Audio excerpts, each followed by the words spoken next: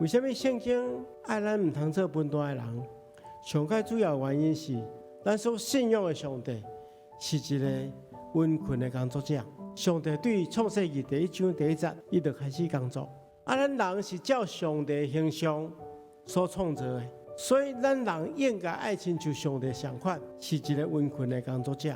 笨蛋的人有3款的现象，第一个现象就是笨蛋的人伊会找借口，愈笨蛋的人借口愈多。佮另外，笨蛋人爱食好做轻巧啦。笨蛋的人上后安尼讲，佮等一下，我等一下较做，我后一遍较做。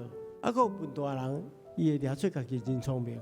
笨蛋的人看起来那聪明的，拢无要做；温困的人看起来那愚戆，拢伊咧做。但是咱知影有一句话叫做“吃亏就是占便宜”啊。如果你若温困，你一定会得到别人的尊敬。